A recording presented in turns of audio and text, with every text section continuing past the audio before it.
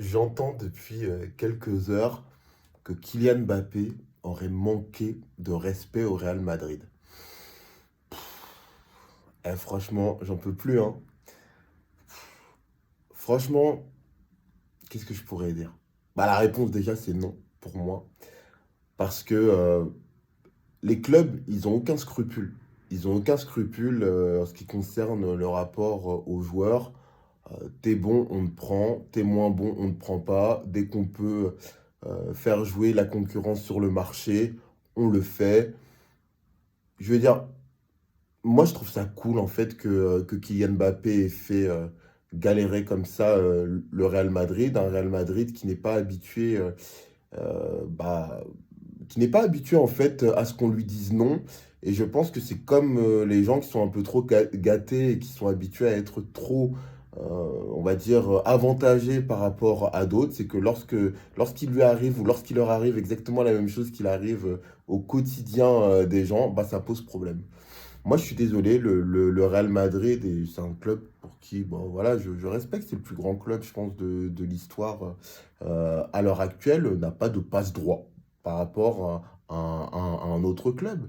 Et si les gens estiment que Kylian Mbappé a loupé sa chance au Real Madrid et que le Real Madrid ne repassera pas, j'ai envie de dire tant pis pour le Real Madrid. Dans tous les cas de figure, si Kylian Mbappé est encore très fort, si Kylian Mbappé est encore l'une des références, voire la référence à son poste, le Real Madrid sera là. Parce que de toute façon, le foot, c'est du business. Je ne vois pas pourquoi les joueurs devraient être vertueux alors que les clubs ne sont pas vertueux. Et lorsqu'on attaque, entre guillemets, alors bon, moi, j'ai pas d'acquaintance particulier avec le Paris Saint-Germain, mais certes, le Paris Saint-Germain a un niveau financier qui est bien au-dessus des autres.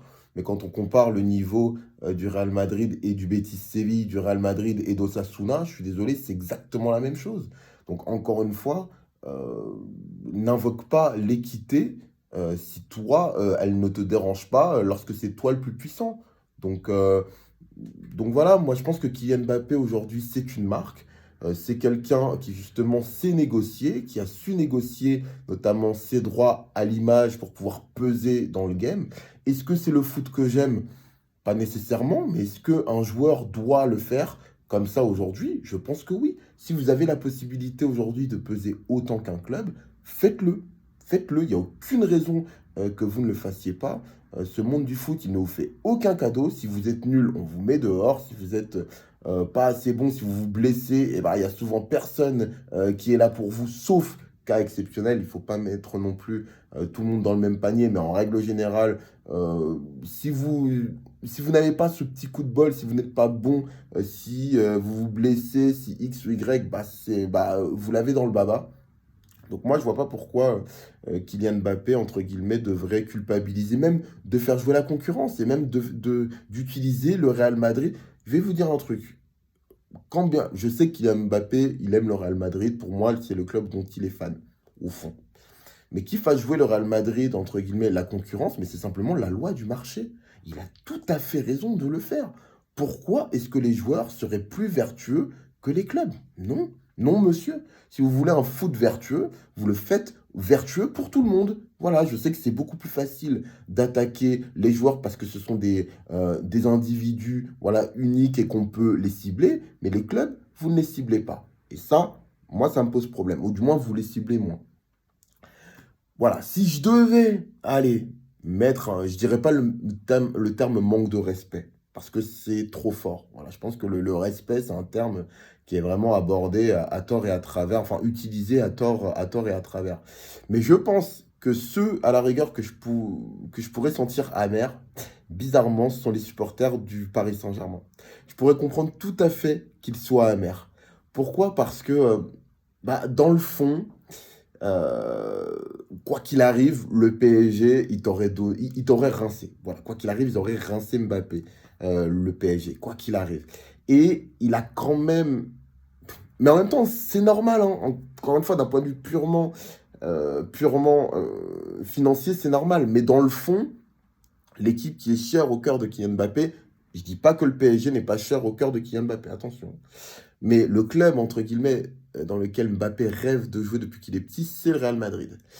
Et Alors certes, je pense on a dû lui expliquer que le futur grand club, en tout cas le futur club numéro un au monde, bah, c'était le Paris Saint-Germain, pas forcément en termes de quantité de trophées immédiats, mais en tout cas, je pense peut-être qu'on lui a dit arrête de jouer dans le passé, même si bien évidemment le Real Madrid aujourd'hui ils sont champions d'Espagne, mais ils sont en quête en tout cas d'une future Ligue des Champions, mais le club, entre guillemets, phare aujourd'hui et qui va l'être dans les années à venir, si les choses continuent comme ça, c'est le Paris Saint-Germain.